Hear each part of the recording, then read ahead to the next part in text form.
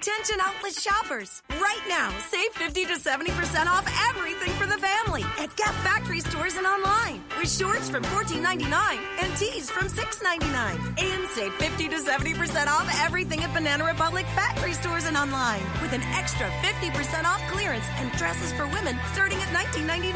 Hurry! Search our store locator for your nearest Gap Factory and Banana Republic Factory store or shop us online.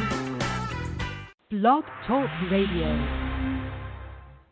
Best-selling and award-winning author of true crime and crime fiction, Yvonne Mason is back with a brand new book, The Pink Canary, a book that delves into the life of a drag queen and a marvelous whodunit. You can find this and all of Yvonne's other works on Amazon.com or find Yvonne Mason on Facebook and Twitter.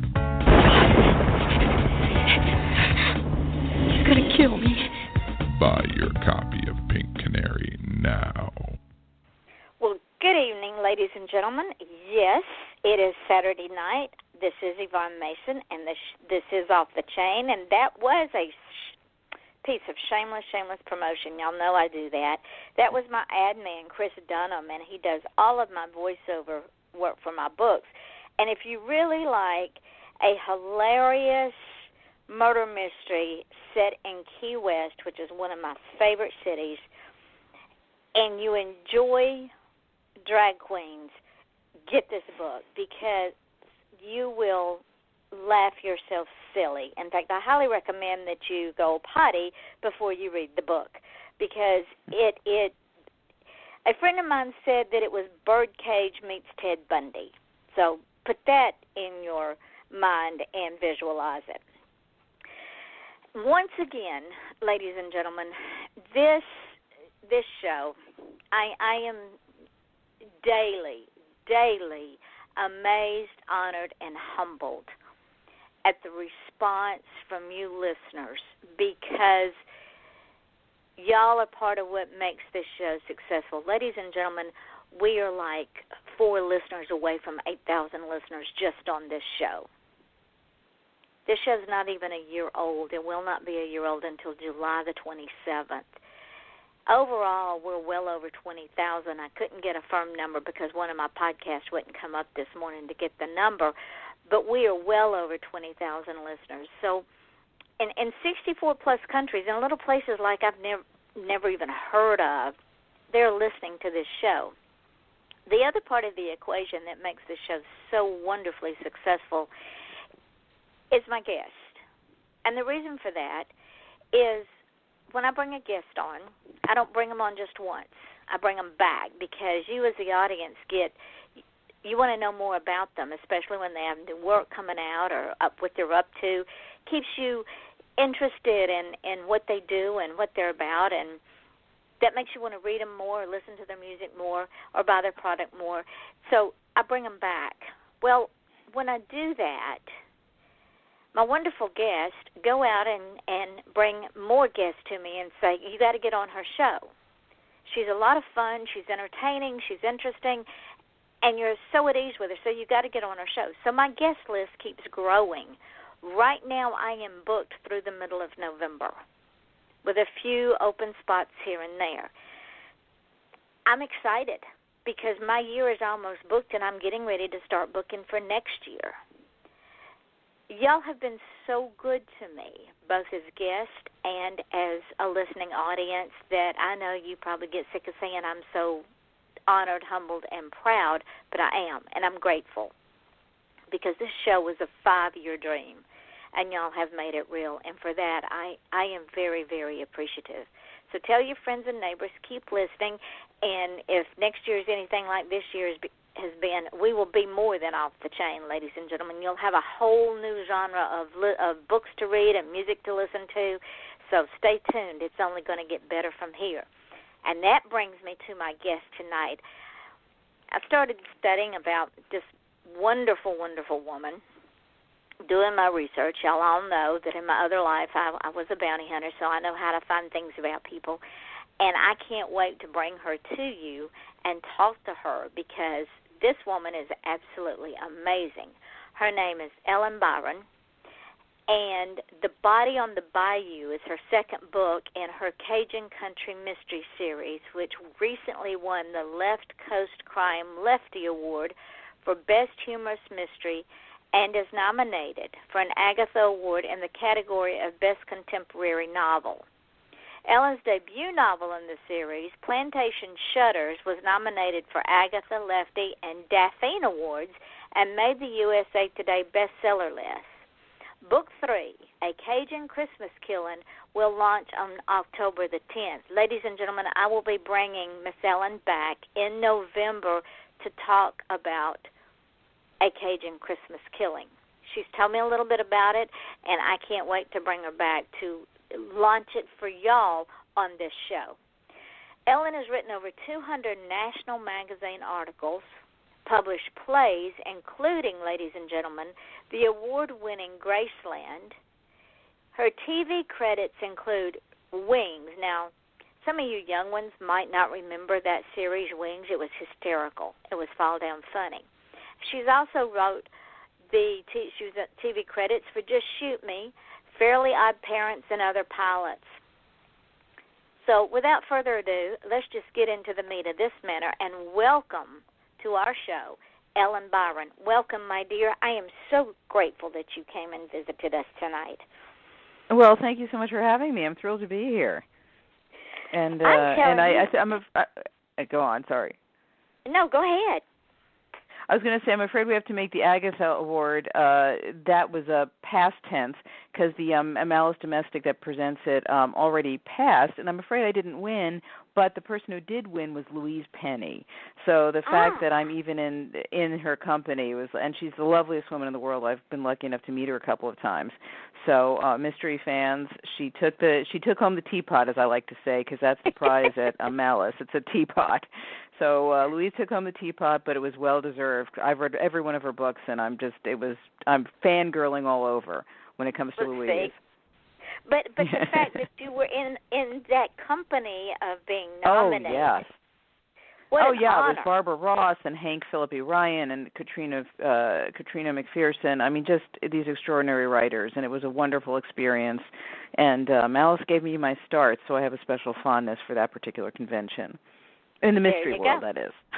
There you go. Yeah. Well, let's take a step back in your memory pockets and talk about how you got here. When you were a little girl, was mysteries and writing and all things interesting in your wheelhouse, or did you have another? Well, I was I think, scratch any mystery writer and they'll have been a Nancy Drew itch. I mean, we so especially for us gals. I mean, so many of us, read, whether we knew we were going to write mysteries or not. We all were. I was addicted to Nancy Drew as a kid, but I wanted to be an actress. I was going to be a famous actress. Well, I mean, how many of us have that dream? So many people, and I did. I graduated high school in 3 years so I could get to college and study drama. And I started SUNY Binghamton and then transferred to Tulane in the middle of my sophomore year. But anyway, going back, when I was 14, before I started high school, I was doing a summer program in New York, a 6-week program at the American Academy of Dramatic Arts. And I needed, my parents lived in Westchester County, so I would take the train back and forth to the city. And I needed something to read, so I picked up Agatha Christie and was completely hooked. And I've read every one of her books, and some of them multiple times. And I think by the end of that summer, I pretty much devoured as much Agatha Christie as I could get my hands on. So that started a passion for mysteries, but it was more of a hobby and a reading interest. Well, when you were studying acting, was there any particular genre that you wanted to act, or was it just acting in general? It was acting in general, but I fell in love with, even though I'm completely wrong for doing his plays, Tennessee Williams. I to me, Tennessee Williams is a poet as well as a playwright. I mean, lines like "For now the world is lit by lightning," and the companion piece to Graceland is called "Asleep on the Wind," and the title is based on is taken from one of his plays, Orpheus Descending, where there's a line about a bird, and he says about this little bird, "It sleeps on the wind and never lights on this earth one time but to die," and it was like. So I took that and turned that into the title and got permission from his estate and everything. But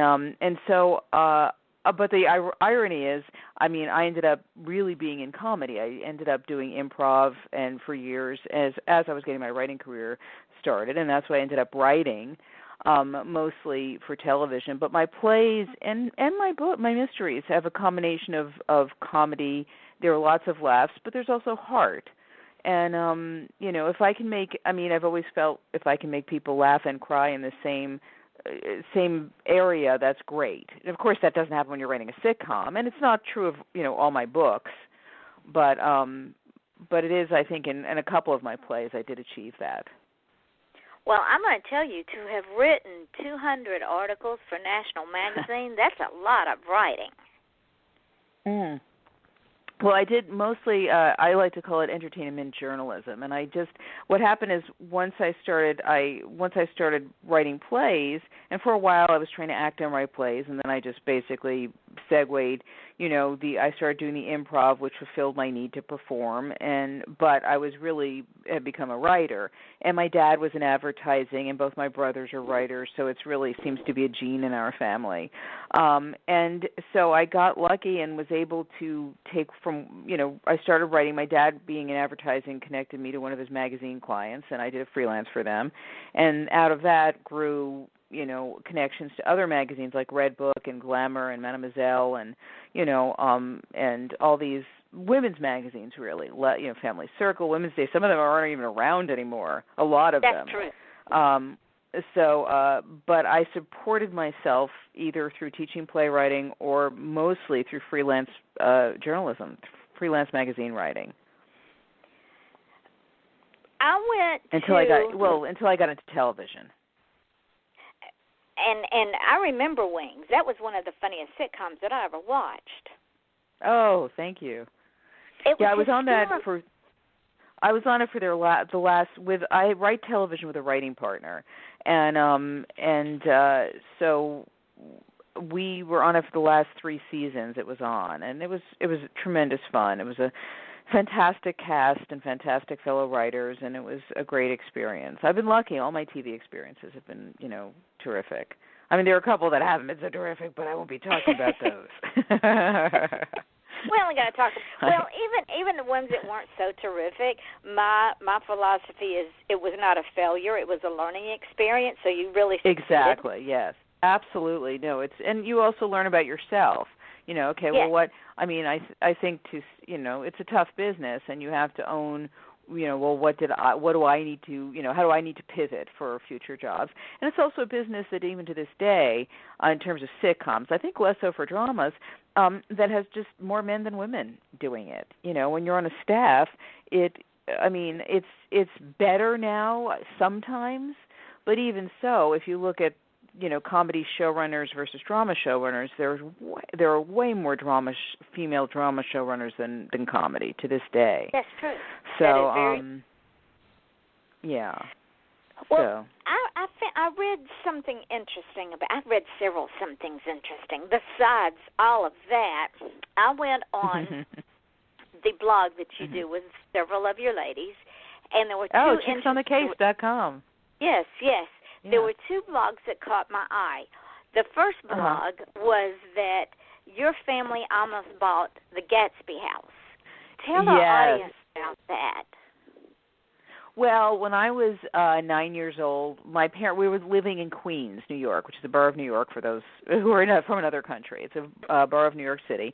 And the school system in New York at the time in the city was not great. So my parents, what you did then is you don't send, unless you're sending your kids to Catholic school or something, you move to the suburbs of New York where they have good school systems for a lot of suburbs. So my parents started house hunting, and we lived in a part of Queens called Little Neck, which is on the border with Long Island and borders a town called Great Neck. And so, and I guess I went with them. I don't know if I went with them a lot, but I have a very vivid memory of going to this house, and I had such a and I remember the real estate agent saying, well, this is where F. Scott Fitzgerald started to write The Great Gatsby.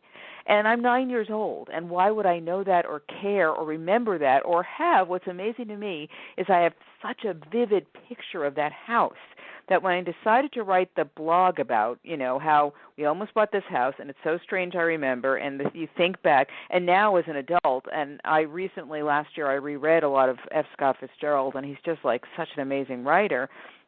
And to think that we could have been living and breathing and walking and in the rooms where he envisioned, this book and started to create this book. They rented the house from the years, I think, 1922 to 1924. I mean, part of me is like, oh, I so wish we had bought that house. I mean, it's just that kind of history and a place is just amazing to me. So unfortunately, we didn't buy it. When I was reading the blog, the first thing that came to my mind was Ellen could take that memory and she could write a beautiful novel using that memory as a setting. Oh, well, that's a great idea. I guess jot that down. Yeah, seriously, write it down. I said, I'm telling myself I'm going to tell her that because it could be a young girl whose family did buy the house, who gets her inspiration from the house. Oh, very interesting. I'm actually you hear silence on the end because it gave me an idea for another series, so I'm actually writing something down. There you go. See, this happens a lot on this show. I was like, oh, you just gave me the idea. Oh, I just had a great idea. So, So yeah, anyway. See, so I just. This is what happens. Yeah, listeners, there's a pause, and then if the series comes to fruition, I'll say this is where it's all started.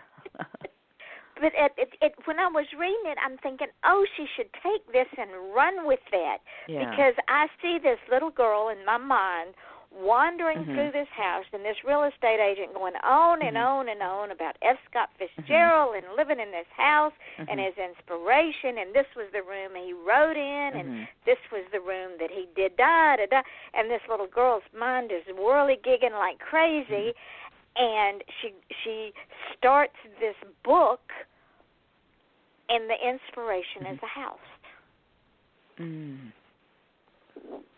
Very interesting. Go with God, my child. I can't wait for you to write it. Well, it led me in a slightly different direction, though, too. That there you go. Well, I better keep my ideas to myself. So, but it was definitely inspired by what you're saying. So there you go. Well, now that also what because of my background, I read the other blog that you wrote about visiting your friend when you were a little girl in this town that you had not made friends. You know where I'm going with this. I know exactly where you're going because it's where we did buy the house, where my parents did buy a house.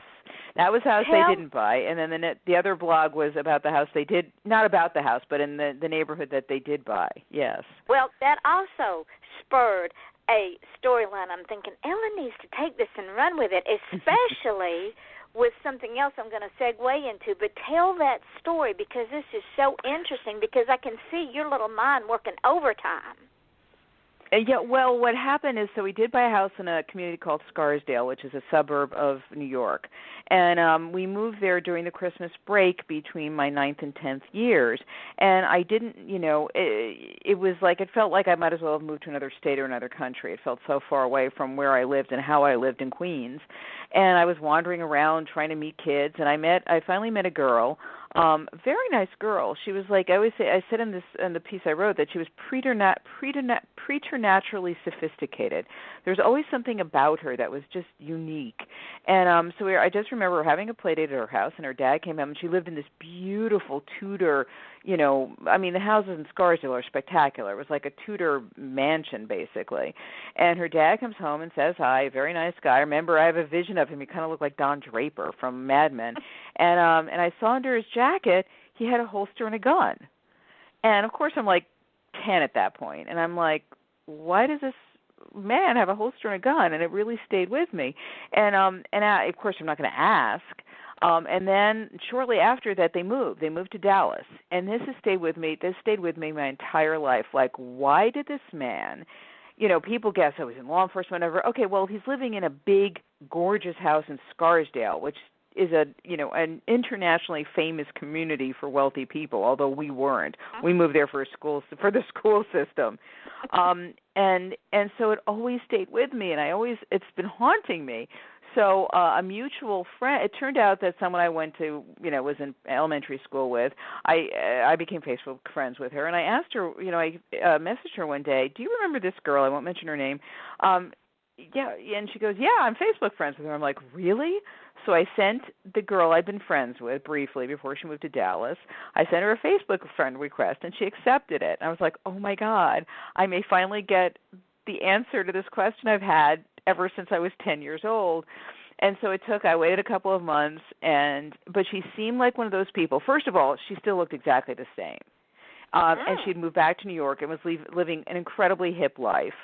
And so I finally got up the nerve and said, hey, I have this memory from when we were kids, and I just wondered, what did your dad do for a living? And I never heard back.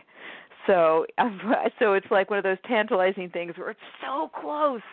I'm so close to getting this simple question from my childhood, like a dad's job, answered, and it's not happening. So, all my friends are like, at the time, I'm still friends with some of those kids, but we were all like 10, so nobody knew what your dads did. So it's so frustrating. But I did write a blog post about it, and I gave all the clues and said, people, what do you think he did?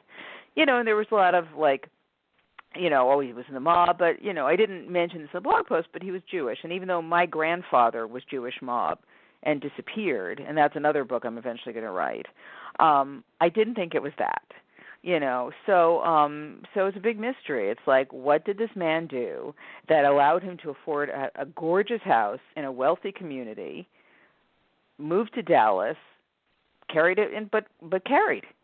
So. And there's yet another series for you, and you yes. just segued into my next question about. I read the thing you put out about your grandfather, and I found it so interesting.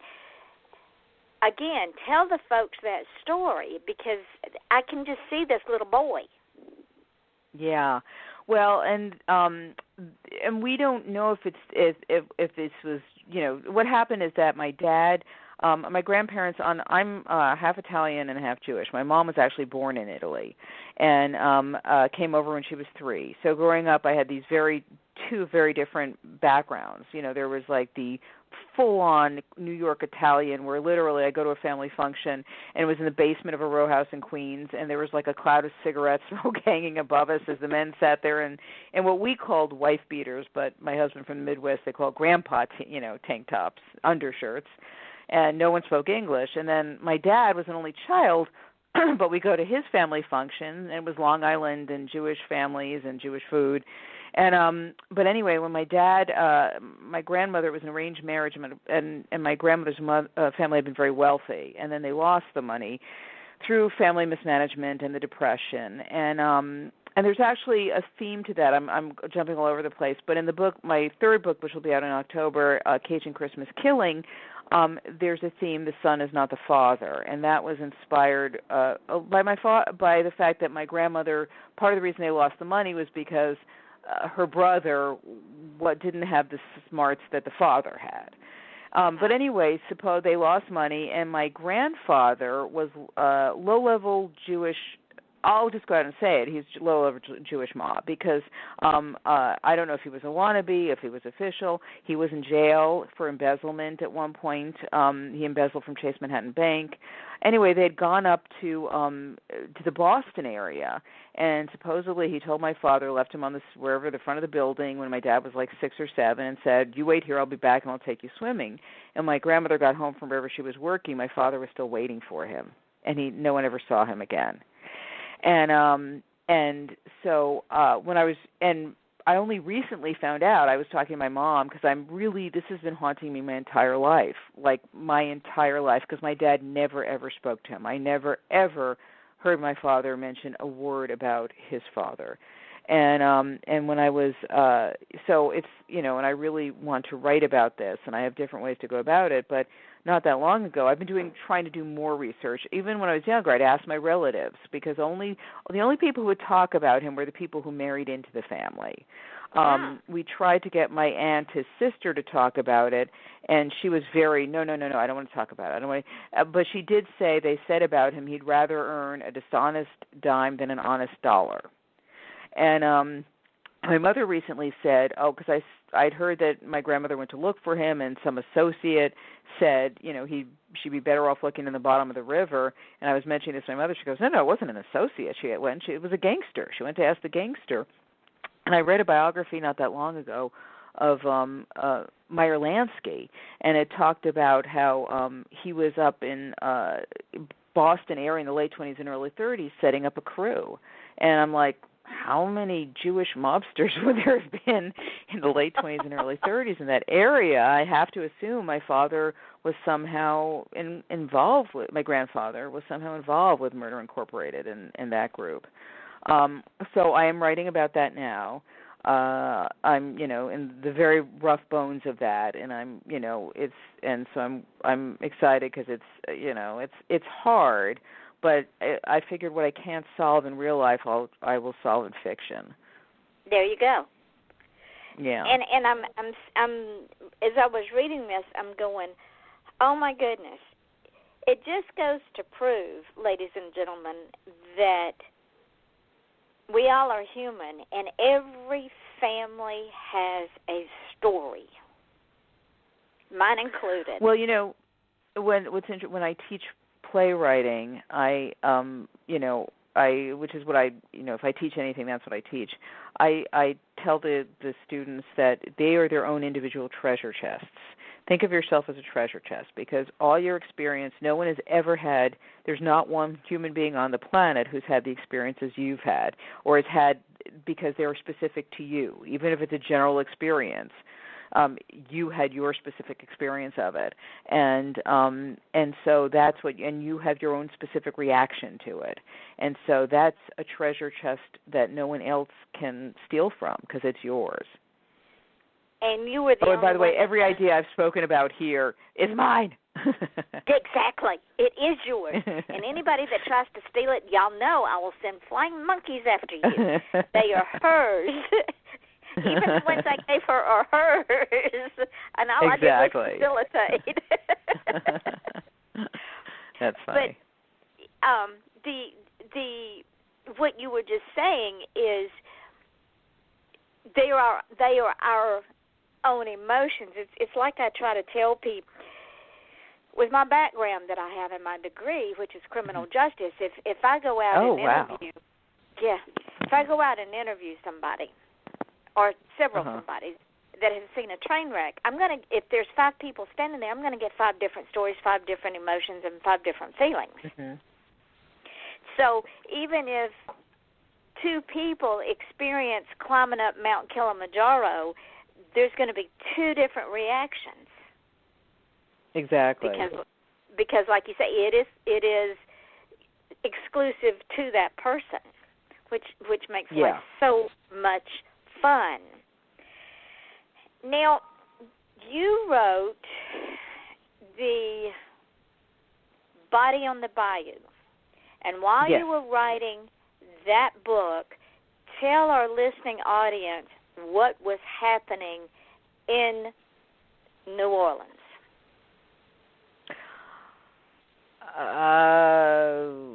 The floods. Yeah, which actually figure into, I'm writing to that in the fourth book in the series that will be out in 2018, which is right now titled Mardi Gras Murder. And a lot of what happens is facilitated by the floods. And so when I went to start, and they happened the day before in Baton Rouge. These are the floods. This is not Hurricane Katrina we're talking about, by the way. These were the floods in Baton Rouge that happened in 2000 and just this past summer, 2016. And a month, the day before I was going to start, doing my promo campaign for the book, the floods hit. So. I was like, what do? I can't really be like, hey, I wrote this book, Bayou in the Bayou, when bayous are flooding. And, there were possibly bodies in the bayou. The bayou, and probably were. Yeah, exactly. So, so I actually wrote, what I did is I wrote a blog post about that, about, what you do. And I reached out to the mystery community, and I took some time, and I donated, of course, to the flood relief. And, and so, and specifically, and then to friends, I have very dear friends who were affected, and I donated personally to them to help them out. But, it was, it was something. And so now, I like to write to the real of the area, and let that of where I'm, what I'm writing about, and let that inspire me, and sometimes educate people on things they might not know about it. I call myself an unofficial travel ambassador. And people will sometimes contact me through my website and say, hey, I'm thinking about going to New Orleans or going to Louisiana. Any tips? And I'm like, oh, absolutely. And that's why I'm like, in my – go on, sorry. And New Orleans is one of my favorite cities. Oh, my dream is to live there part of the year someday. It's a beautiful, ladies and gentlemen, if you've never been to New Orleans, whether Mardi Gras or just to go, it is so alive with electricity and emotion and people and visions and dreams and yes. Give me some more words, Ellen, because there's just no words. Well, I would, and music, and atmosphere, and I would also say look at experiencing Jazz Fest once in your lifetime. I mean, it's a crazy situation, but I just love. It's the New Orleans Jazz and Heritage Festival, and they have what's great is not only are there a ton of tents featuring every kind of music from huge pop stars to down-home Cajun Zydeco bands. There's also amazing food. There are all these food stands. There's a dish called crawfish Monica that I live for. And then there are these heritage, there are people selling things they make. Excuse me, and that's where actually the voodoo priestess in my book, Helene Brevel, is inspired by a real woman I met years ago at a jazz fest named Ava K. Jones. And what I loved about her is, I had her make me a gree bag, and I could pay with it. She took credit cards. And so that's why I created a voodoo priestess who you never meet, because she literally has made so much money from making gree bags for the sorority girls at LSU that in every book so far she's been off on an extended cruise through the Caribbean and the world.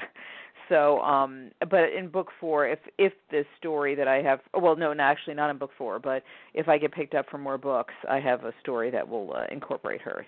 She will finally be seen. So, ladies and gentlemen, you're learning so much. This is so exciting.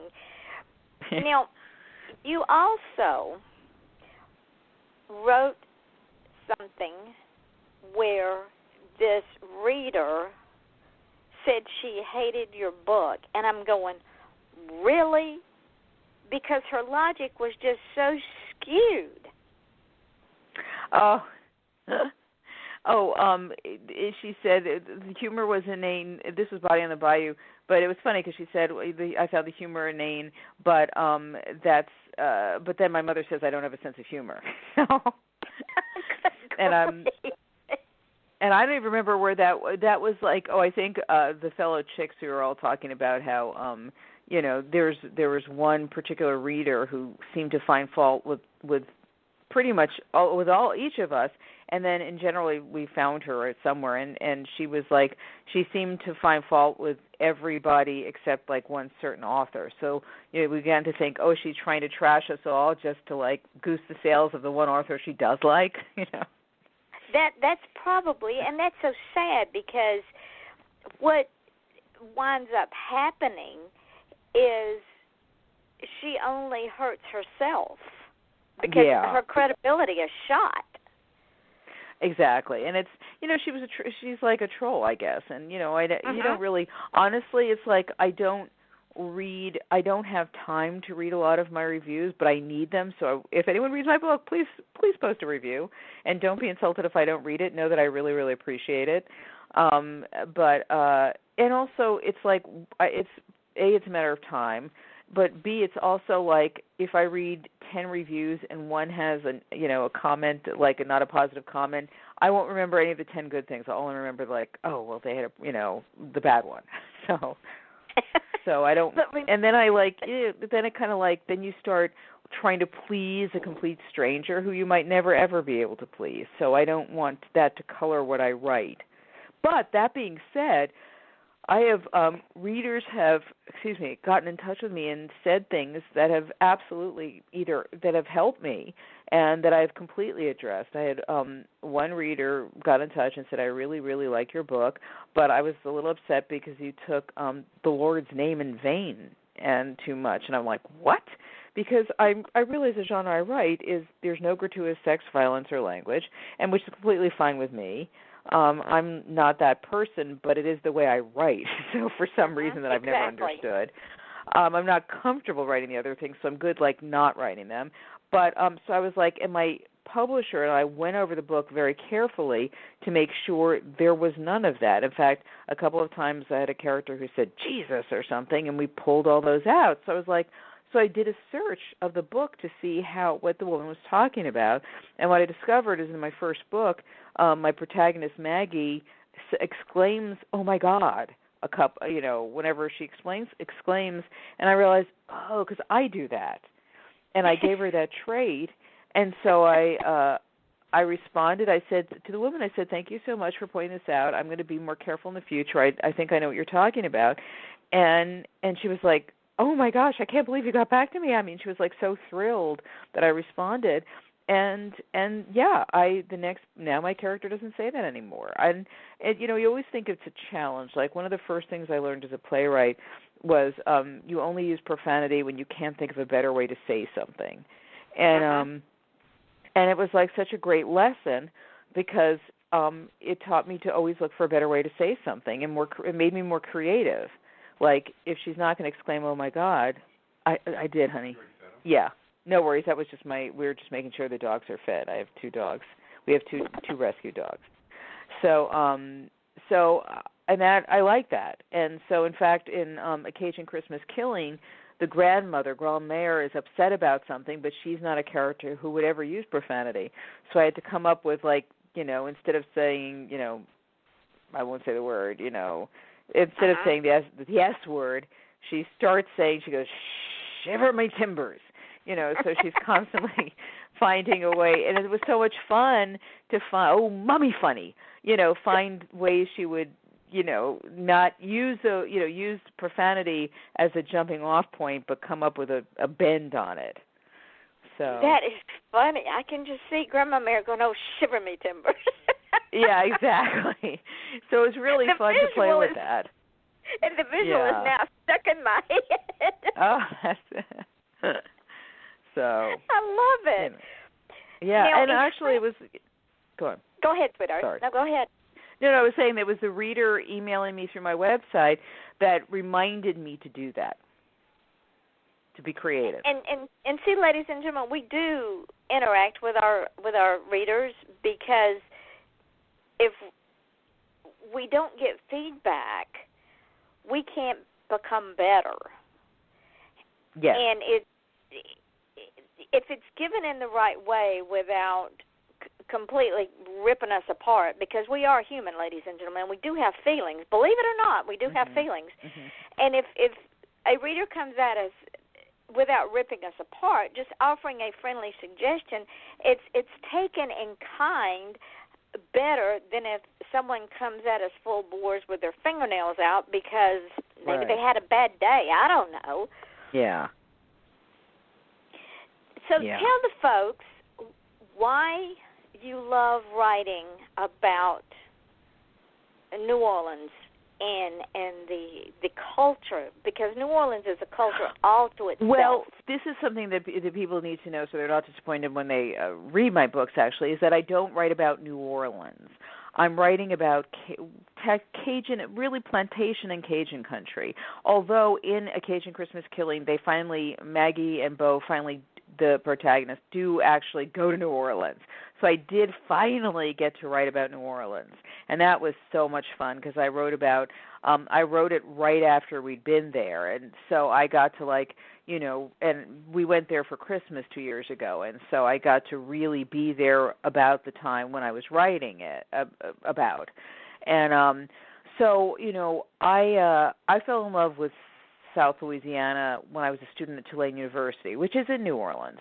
And I, my parents came to visit a couple of times because they were like, "Yay, you're going to school in New Orleans. We're going to see you." Not that they, cared about seeing me. It's like we get to go to New Orleans. I mean, of course they cared about seeing me, but I went with them a couple of trips out when we drove, into Cajun country. There's coastal Cajun and prairie Cajun, and we generally head into coastal. Although I've since been through all different parts of it. And I just was fascinated. I was fascinated by the plantations, the good and the bad of them. And what's very interesting is that now, I've done a few plantation tours in the last couple of years, and they very much speak to slavery and they'll show you, they're very, some of them, not all of them, but some of the tours are extremely upfront about that and will even, take you to slave cabins.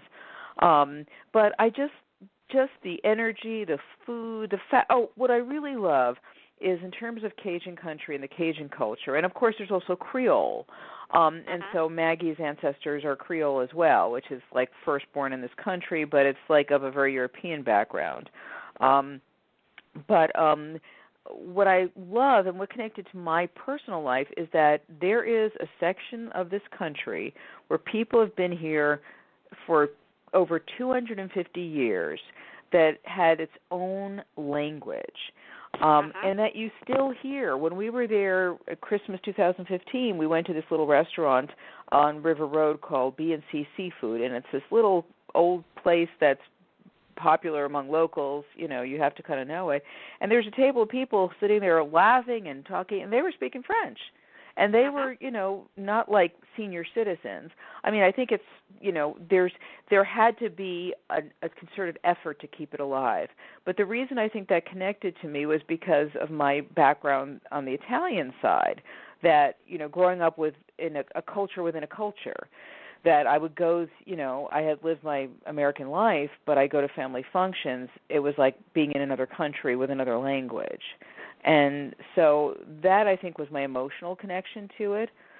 But just the people are so warm, there's just a warmth and a joie de vivre. I mean, the motto of New Orleans and Louisiana in general, and specifically southern Louisiana, is "Laissez le bon temps rouler," which means let the good times roll. Yep. And, and that is how life is lived. And in fact, a friend who is a lawyer said once, well, the reason Atlanta surpassed New Orleans as the most, cosmopolitan and biggest and, the center of the South was because really no one in New Orleans wants to work that hard. It's like, they want to knock off it. And this is a generalization, of course, and other people from New Orleans will go, what?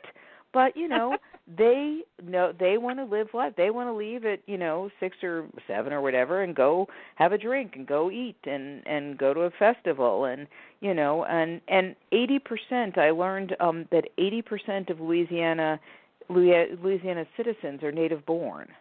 And I think it's the highest percentage it's one of the highest percentages in the country. I mean, if you go to the far western states like Montana and the Dakotas and stuff, you probably have a huge percentage of native born too.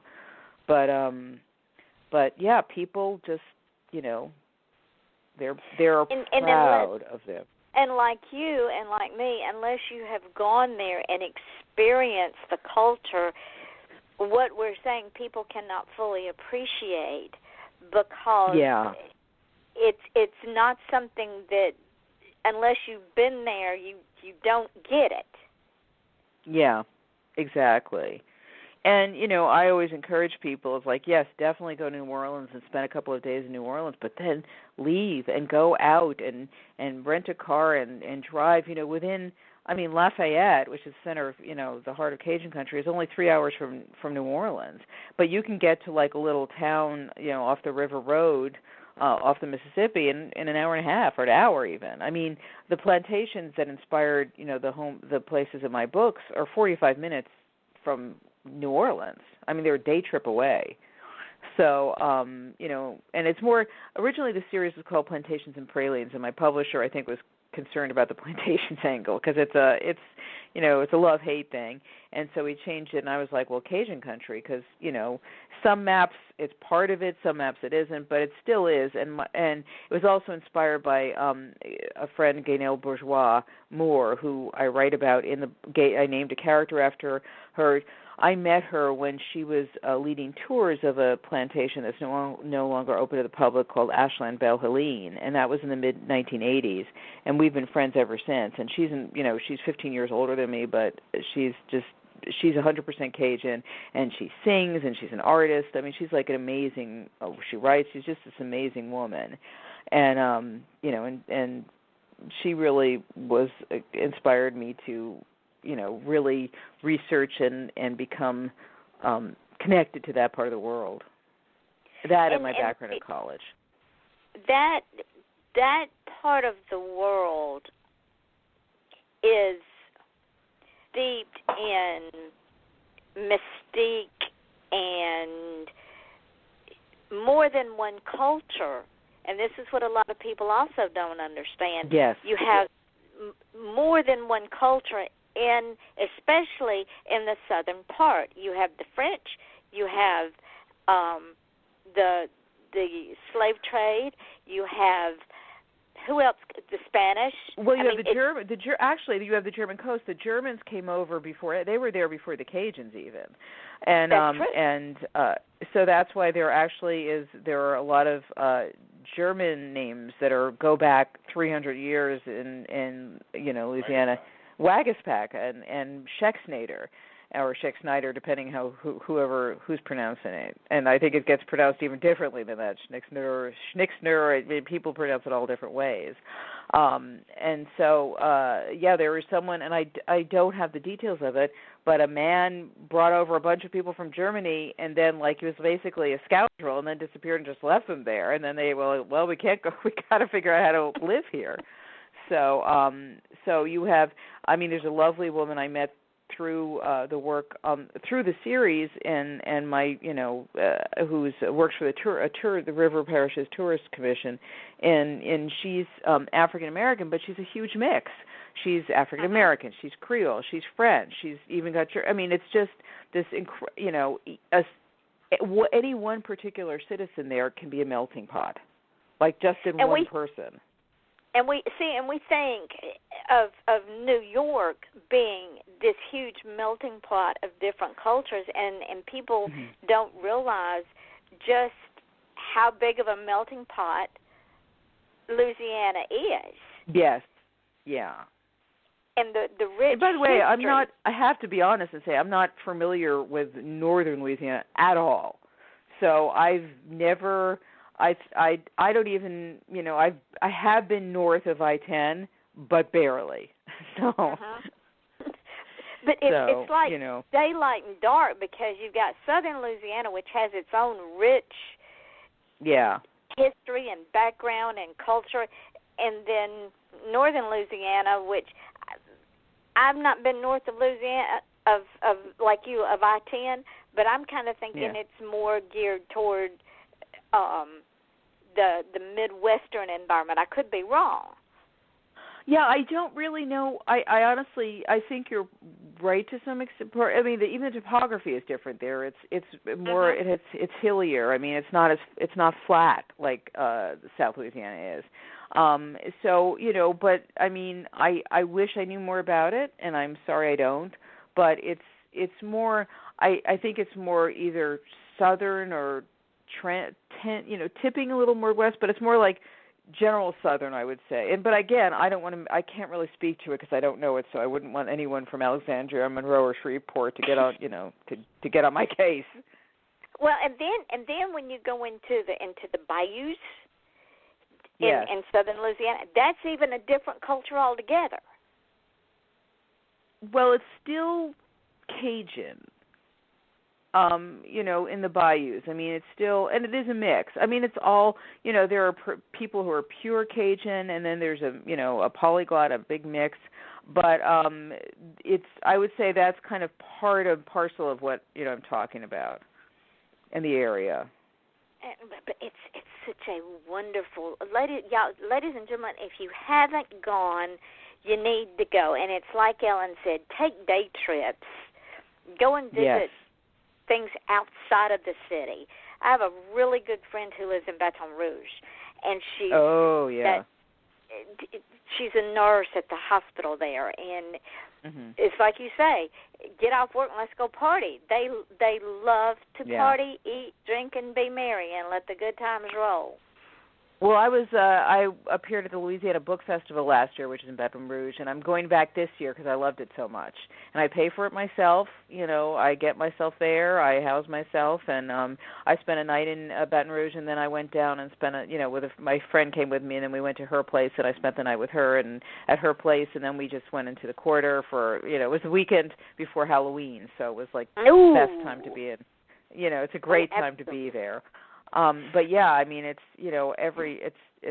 it's all so rich. I was going to say something. I was going to say something I said before, talking about coastal and prairie Cajun. I mean, I saw a book recently that broke it up into lower prairie and upper prairie, but to me, in my head, it's really, and some others, it's like coast. You also see it as like coastal and prairie, and prairie terms tends to be more north of I-10, and then kind of clinging to the rim of it on the south side, and coastal, of course, is down south of I-10, which is like near Lafayette and the bayous and that whole area, and it's actually, the difference is actually reflected even in the food.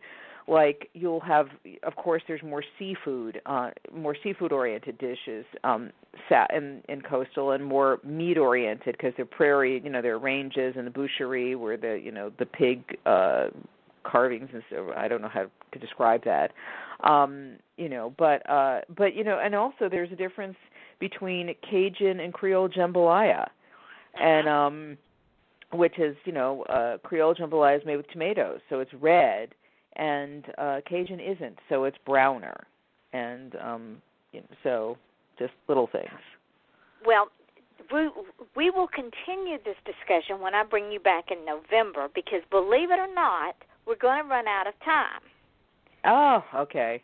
The hour's just about gone, and I don't want us to run completely out of time before you tell everybody where you can be found. I can be found at ellenbyron.com, and it's ELLEN, B as in boy, YRON, yeah, that's right, .com. Sometimes people mix it up. I also have an author page on Facebook, author page, and I also blog with a multi-author blog that's called chicksonthecase.com. And it's 6 of us gals, and it's fun. We keep the posts very light, and we have individual posts, and we also have a group post on Fridays. So, and that's a fun thing. And also Twitter. I'm on Twitter. It's at Ellen Byron LA. But because there's an Ellen Byron New York, believe it or not, who writes for the Wall Street Journal. So oh my goodness. I not infrequently get like, hey, I read your article. I'm like, no, that wasn't me. And it's like, hey, I've got a great product. Can you write about it for the journal? And I'm like, no. In fact, on LinkedIn, I have a header saying, I am not that Ellen Bryon. Do not try to sell me a product. I cannot get you into the Wall Street Journal. So and real quick, tell the folks the books that are out. Plantation Shutters is out, and it's out in paperback, Kindle, hardback, audio, Audible. Body on the Bayou is out. It will be out. It's out on everything. Paperback will launch on September 10th. There'll be a trade paperback version of that out then, but it's available in the other forms now. And then October 10th, Cajun Christmas Killing launches in Kindle, hardcover, and audio forms.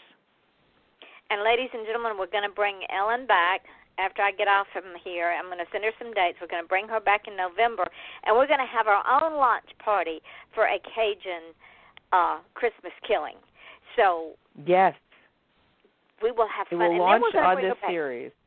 Yes, and then we'll bring her back next year for the new book that'll be out next year. So, yes, Ellen will be one of our regular guests, and we can continue our discussions about the wonderful city known as NOLA.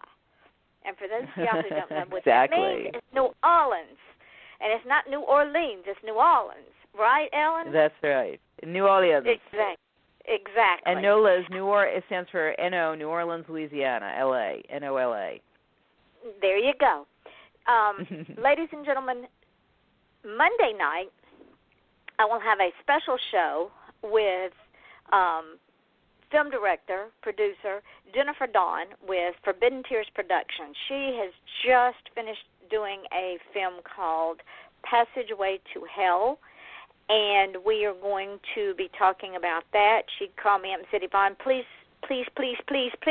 can I get on your show? And I said, I'm booked, but because it's you, so we're doing a special show with her on Monday night at 8 o'clock Eastern Daylight Time.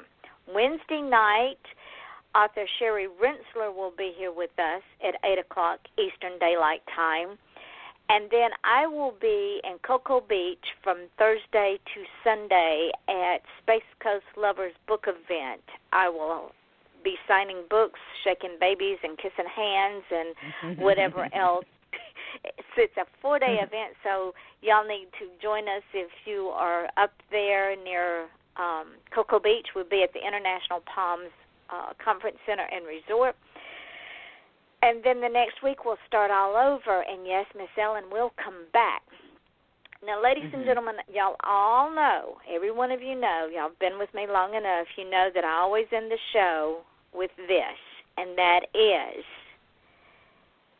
if you are a dreamer, if you know someone who is a dreamer, do not allow anyone to steal those dreams. And if you have a child, or you know a child that is a dreamer, and that child comes to you and says, I am going to be the next president of the United States, please, whatever you do, do not do this. You're not smart enough. Or don't think you can do that. Do not do that to them, because that will destroy a child's little dream. And that is not a little dream. That is a big dream. You encourage that child. While that child may decide that they don't want to be president, that's fine. But they have set their path. So you encourage that child. And if someone comes to you and says, I'm going to write a book, or I'm going to write music, or I'm going to do this, don't discourage them. Encourage them. Because the reason is, like Ellen and myself, and astronauts and presidents and inventors, we are dreamers. And the reason we are dreamers is because we have a vision. Am I right, Miss Ellen? Oh, absolutely. So, yes, you too can be dreamers, but you got to make it happen. And don't discourage yourself, and don't let anyone else discourage you. Ellen, thank you so much, my dear, for being with me tonight, and I cannot wait to have you come back with me. And I'm going to leave the audience with these couple of little things that I always like to leave, and that is, don't just feel special, be special. And if you want to achieve success, stop asking permission. And my last one, your smile is your logo, your personality is your business card, and how you leave others feeling after having an experience with you, ladies and gentlemen, that becomes your trademark. And Ellen, I hope that I have left you with a wonderful, wonderful hour, because you have made my hour just, I can't explain it. I've had so much talking. Well, it's been fantastic. I've really enjoyed it, and thank you so much for this great opportunity, and I'm really, thank you. You're welcome, and I can't wait for you to come back in November. I'm excited. I'm looking forward to it. Yes, me too. So, ladies and gentlemen, remember, Monday night at 8 o'clock Eastern Daylight Time, Jennifer Dawn will be talking to us about her new film and when it will be released. We are all excited about that because my friend Barbara Watkins wrote the book that the film is taken from. Wednesday night at 8 o'clock Eastern Daylight Time, author Sherry Rensselaer will be with us. She will also be with me up in Cocoa. So if you're a fan of Sherry's, find your way to Cocoa. And just love each other, be kind to each other, and know that tomorrow will rise. This is your host, Yvonne Mason, with my guest, Ellen Bryon. And we are off the chain, and we say good night. Good night. Thank you, Ellen, again so much. And as soon as this thing goes up, my friend, I will tag you in it when I put it up. Tag you in the podcast. You did a great job. I mean, you really just, you're a great interviewer. Well, thank you. You were the second person this week that has said that to me. You don't know how wonderful that makes me feel. I hope I realized afterwards. When I listed when the launch date for the book. I mean, I hope that wasn't for the third book coming out. I hope that wasn't a problem. Didn't step on the launch. No. Oh, good. Okay. No, honey. We're off the chain. Anything goes. Oh, good. Great. No, all is well. As soon as I get out from here, I will send you some dates, and we'll get that set up, and then send you some. Keep me, if you will, keep me up to date on when you're going to launch the one next year, so we can do a show either right after right after it's released or right before, so we can launch it for your new fans, your new 20,000 fans on this show. Oh, I hope. It's coming, honey. I'm telling you. Things happen to my guests after they've been on this show. Oh, I hope so. Thank you. I really appreciate that. All right. Well, this was great. Thank you so much, Yvonne. And, I'll look for those dates, and I'll let you go. And all right, darling. Okay. Take care. Take care. Bye. Bye-bye.